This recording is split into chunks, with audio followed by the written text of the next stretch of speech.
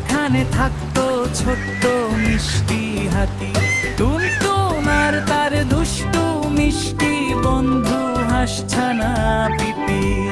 দুজন সব সময় নতুন কিছু খুঁজে বের করার খেলায় মেতে থাকতো।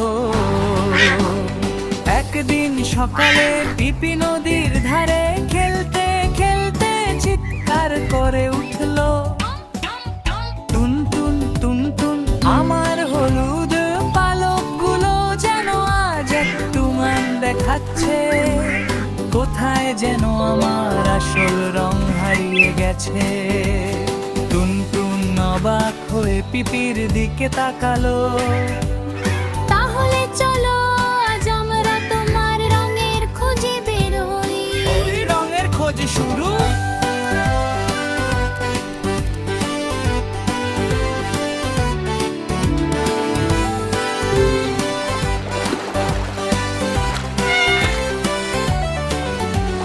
দুজনে প্রথমে গেল ফুল বাগানে, বাগান জুড়ে লাল নীল বেগুনি গোলাপি কত রঙের ফুল ফুটে আছে।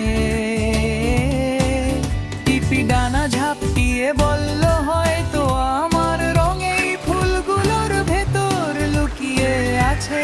টুনটুন এক গাল হাসি দিয়ে বলল, তাহলে প্রতিটা ফুলের গন্ধ শুকে দেখে আসি।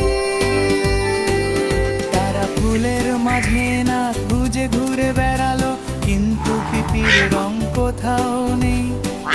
রং ধনুর পথ হঠাৎ আকাশে টুপ করে বৃষ্টি পড়লো, এরপরেই দেখা গেল সাতরঙা রং ধনু।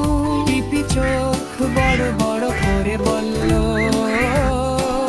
রং তো রং ধনুতেই থাকে, নিশ্চয় আমার রঙও সেখানে আছে। টুনটুন বলল, তাহলে চলো রং ধনুর পথে হাঁটি।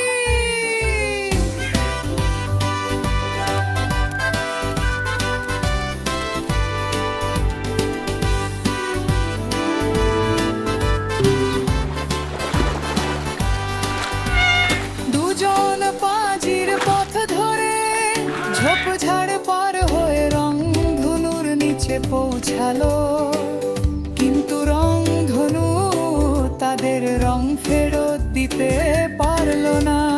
হে রং নদীর রহস্য। শেষে তারা পৌঁছায় রং নদী, একটা জাদুকরি নদী যার পানিতে সূর্যালোক পড়লে সাত রং ঝিলমিল করে। নদীর ধারে ছিল বয়সী জানি কচ্ছপ ঠম ঠম দাদু। দাদু হাসি মুখে বলল, পিপি তোমার রং তুমি হারাওনি, বরং তুমি নিজে বুঝতে পারছো না। তোমার আসল রং তোমার আনন্দের ভেতরে লুকিয়ে থাকে।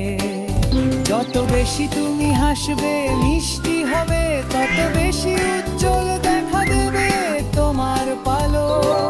পিপি অবাক হয়ে বলল,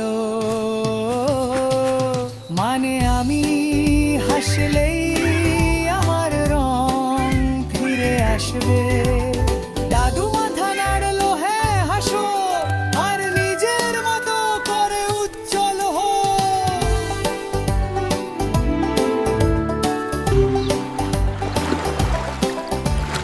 এই জাদুর মতো ফিরে এলো রং।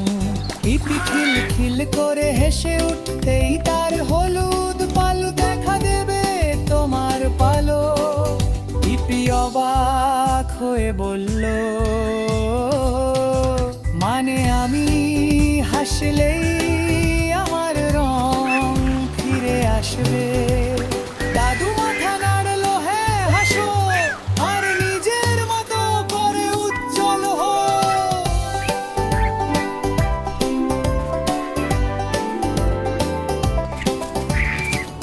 জাদুর মতো ফিরে এলো রং।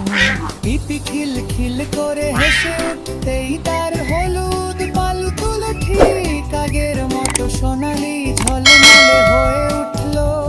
টুনটুন খুশিতে পিপিকে ঘাড়ে তুলে বলো, দেখেছো তোমার রং কখনো হারায়নি।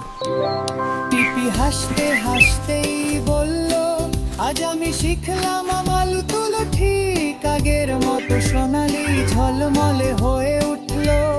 টুনটুন খুশিতে পিপিকে ঘাড়ে তুলে বলো,